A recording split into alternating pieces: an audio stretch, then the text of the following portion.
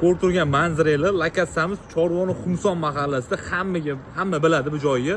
Qaranglar, Xumson tabiati o'zi go'zal. Eng glavnisi kislorodning zo'r joy. Masjidda qaranglar, shuna masjiddan bir atigi 100 metr ham chiqmaydi. Zo'rdaysi oilaviy, pokiz joy topganman. Kirgan shunaqangi hovli keng. Eng glavnisi shabada aylanib turadi bu hovlida. Zeleniy zona. Bu tomonda xonalar, hozir ko'rsataman xonalarni. Mana kichkina jakuzilar qilib qo'ygan.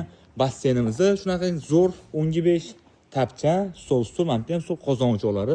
Mana bu qarang tabiatda. Qushlarning ovozi shuni polni eshitib turadi, manzara joylashgan. Narx-navolar bo'yicha eglar bilan telefon qilib bemalol bog'lanasizlar. Eglar yaxshi odam, mo'g'illarni ham telefon qilsangiz kelishtirib chiroyli narxlar qilib beradi. Kirganda zal, stol, tennis, detskiy koykalar qo'yib qo'yilgan. Televizor bo'tdi. Birinchi spanliyimiz, offli ikkita spanliyimiz bor dachada. Basseynga bo'tdan chiqsanglar ham bo'ladi.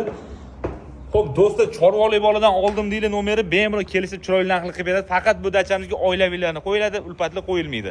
Ulpatlar dogovorniymanki, agar mabod ichkilik bo'lmasa 5-6 kishi qo'yiladi.